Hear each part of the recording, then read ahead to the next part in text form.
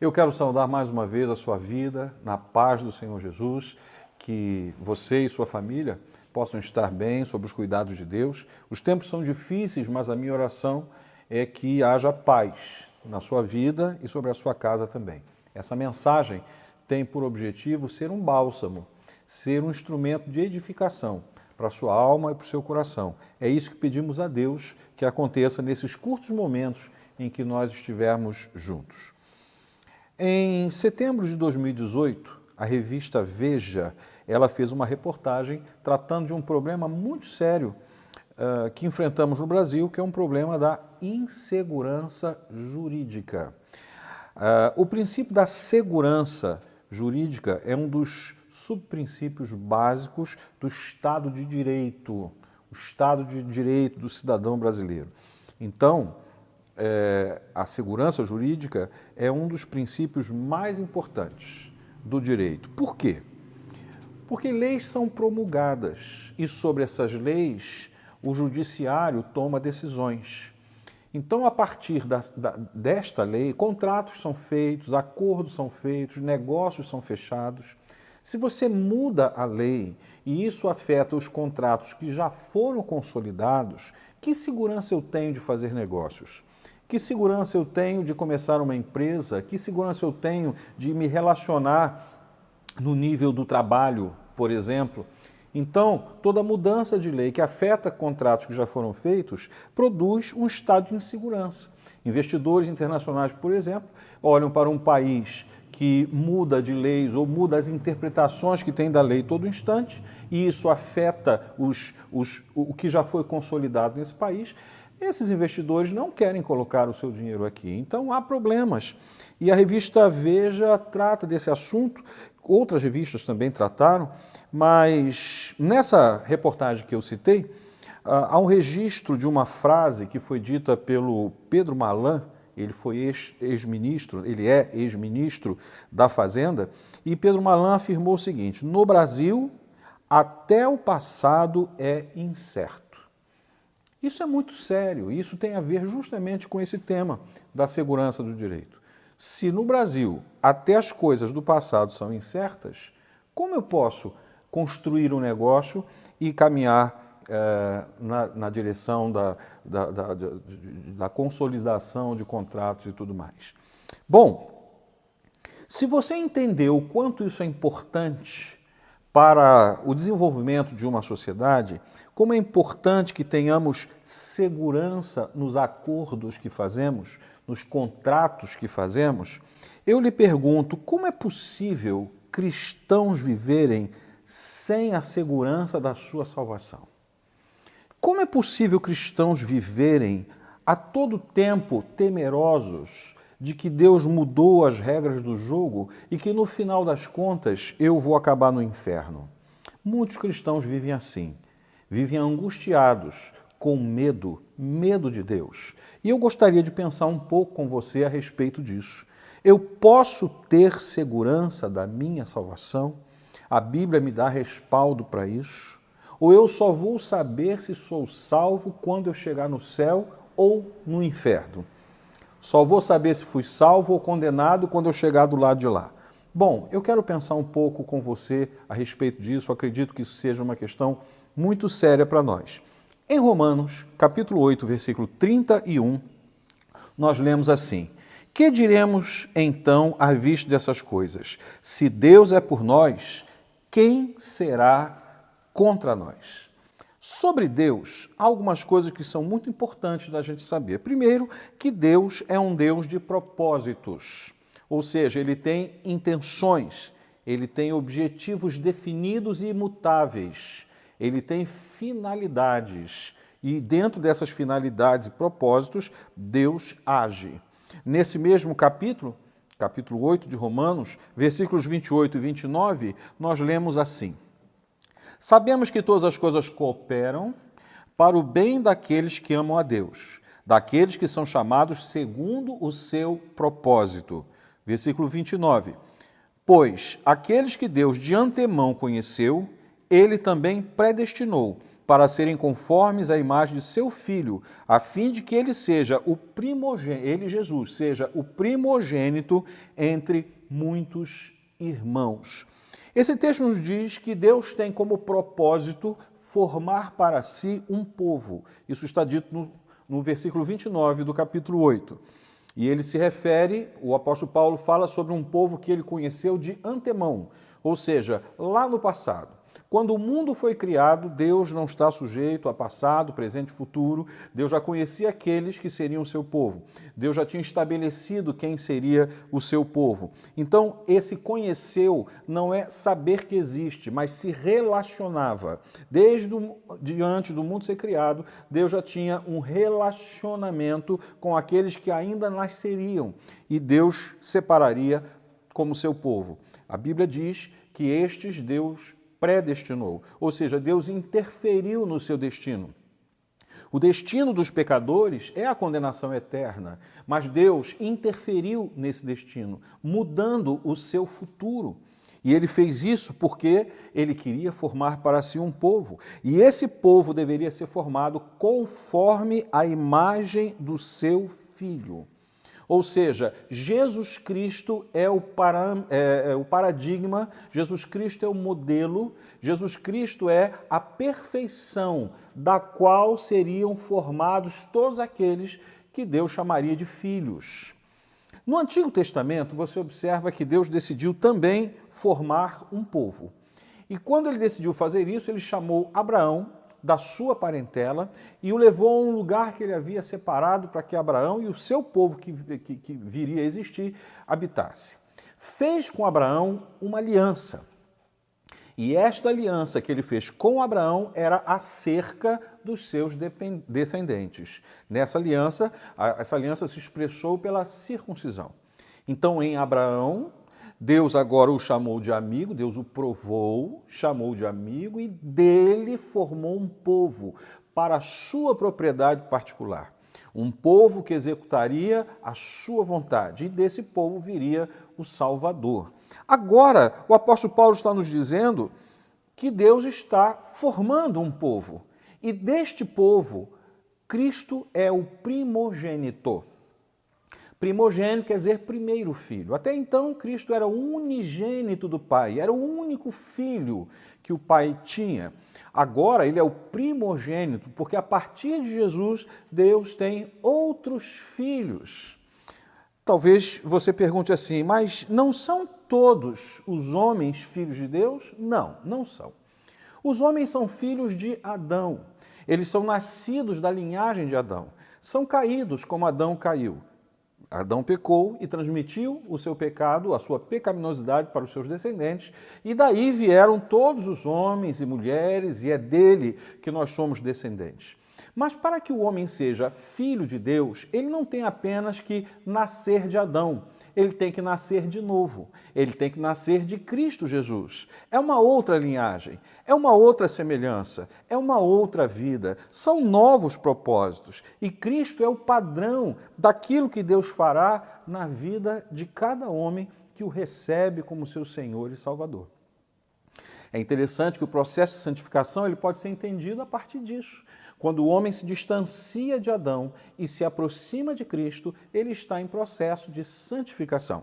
E a santificação tem início depois que esse homem crê em Jesus e estabelece a Jesus como seu alvo, como seu modelo e persegue esse modelo pela leitura bíblica, pela vida de oração, pela revisão dos seus valores. Esse é um processo longo, ele vai até o dia que chegarmos nos céus, mas está em andamento a partir do momento em que Cristo se assenhoria da minha alma, do meu destino, da minha vida. E a partir daí, agora vamos ao versículo 28, que já lemos, todas as coisas, tanto as boas quanto as que nós chamamos de ruins, porque não nos são agradáveis, elas contribuem para esta finalidade. Vários cristãos leem que todas as coisas contribuem para o bem daqueles que amam a Deus e entendem que Deus está dizendo que vai dar tudo certo para a vida dele. Ele vai ganhar dinheiro, ele vai ficar famoso, ele vai prosperar. Não é isso que a Bíblia diz. A Bíblia diz que Deus é um Deus de propósito e que o propósito de Deus é que homens e mulheres nascidos de Cristo se pareçam com Cristo. E aí todas as coisas, boas ou ruins, contribuem para isso.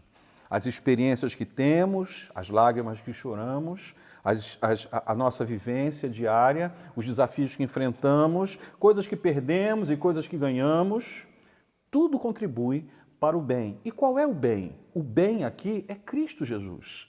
O bem aqui é o maior tesouro que Deus nos deu, que é Jesus Cristo, o seu Filho, o seu amado Filho. O plano eterno e seguro, há segurança nisso, para a salvação do perdido, é descrito nos versículos 30 e até o 39. Eu não posso ler todo esse texto, não daria tempo, mas observe. No versículo 30, a Bíblia diz: aos que predestinou, aos que Deus interferiu no destino final, aos que Deus mudou a sua história, também chamou. Estes que Deus de antemão conheceu e tomou uma decisão acerca deles, de salvá-los, ele chamou. Isso é importante observar, porque nós não vamos a Cristo porque queremos ir. Nós vamos a Cristo porque ele nos chama. O homem é chamado à presença do Senhor. Certamente você está ouvindo essa mensagem porque Deus proporcionou esse momento entre nós, que eu posso falar ao seu coração sobre a palavra. E eu sei que Deus está chamando você para um propósito. Então veja, é uma iniciativa de Deus, não é sua, não é minha. Eu não olhei para Jesus entre vários deuses e disse assim, esse é o melhor. Na verdade, Deus me chamou e me apresentou o seu Filho e tirou a venda dos meus olhos e encheu a minha vida para que eu possa enxergar nele o meu Salvador. Isso certamente, se não aconteceu com você, Deus tem um plano que aconteça. No versículo 30 ainda, a Bíblia nos diz que aqueles que chamou, ele justificou. O que aconteceu com as pessoas quando Deus chamou a sua presença? Elas vieram com seus pecados. Elas vieram com as manchas na sua alma, vieram com seus maus hábitos, vieram com seus costumes ruins, com as suas filosofias de mundo. E quando elas foram chamadas por Deus à sua presença, não podiam entrar na sala do altar do modo como estavam. Então era necessário que fossem purificadas. E aí Cristo se levanta na cruz do Calvário, para que então sobre ele sejam lançadas, sejam imputadas, essa é a palavra, as nossas misérias. E dele eu receba as vestes de justiça. Eu sou lavado no sangue, eu sou purificado, perdoado, declarado justo por Deus, por meio do seu Filho. Agora eu posso estar na presença de Deus. Eu fui predestinado, eu fui chamado e agora, sem poder me aproximar por causa da barreira do pecado, Cristo morreu por mim e removeu essa barreira. Agora eu tenho acesso a Deus. E a Bíblia continua, e aos que justificou, glorificou.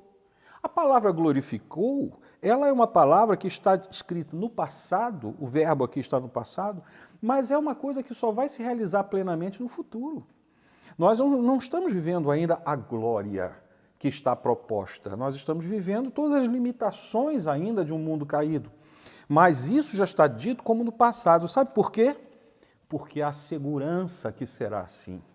A palavra de Deus nos assegura. E Deus não muda suas normas, Deus não muda suas regras e não reinterpreta a sua lei. Há segurança em Deus. Portanto, é uma coisa considerada como irrevogável. Ela já está no coração de Deus pronta. É só esperar os dias para que isso se consolide. Isso é certo. Deus não muda o seu parecer. Você pode compreender isso que eu estou lhe dizendo? Então, o plano de Deus é eterno e é seguro. Você não precisa ter dúvida da sua salvação. Você pode crer que o plano de Deus é perfeito. Agora, talvez você pergunte, mas existem garantias disso? Será que eu posso dormir tranquilo? Eu tenho garantias da minha salvação em Cristo? E eu quero dizer que no mesmo texto você vai encontrar essas garantias. No versículo 31, que é o versículo que lemos no início, a Bíblia diz, se Deus é por nós, quem será contra nós? Se o Supremo Juiz da Corte Celestial declarou que eu estou absolvido, que eu estou perdoado, que eu estou justificado dos meus pecados, qual é a outra corte que poderá me condenar? Que poder do universo pode ser invocado aqui para fazer Deus mudar a sua ideia, para fazer Deus mudar o seu propósito. Ninguém pode impedir que essa decisão tomada por Deus se concretize. E é isso que Paulo está dizendo. Quem será contra nós? Quem entrará com o processo de recurso da decisão tomada por Deus, se não há uma corte a qual aquela pessoa pode recorrer? No versículo 32, o apóstolo Paulo nos diz: se Deus não poupou o seu Filho, não nos dará todas as coisas? Se Deus não chegou às vias de fato com Jesus, se Deus não foi ao limite mais longínquo de sacrificar seu próprio Filho, de fazê-lo enfermar, de permitir e produzir toda aquela dor e vergonha que ele sentiu, como Deus não me daria as outras coisas? Como Deus não me daria a herança celestial? Como Deus não me concederia um lugar junto a Ele na glória celestial? Como Deus me negaria alguma coisa se a pessoa mais valiosa do universo, a mais amada de Deus, foi sacrificada por amor a mim? Você está percebendo, irmãos? Seria um contrassenso ele não manter a vida eterna àquele que ele deu. No versículo 33, está escrito: é Deus quem o justifica. Deus quem o justifica. Os escolhidos de Deus são justificados por Deus. Isto é um ponto final, não há mais acusação. Quando o apóstolo Paulo nos diz, é Deus quem justifica, está falando que o Deus justo e bom tomou as medidas judiciais perfeitas, sem brechas, sem erros de interpretação, de modo que não há como acusar aquele que Deus justificou.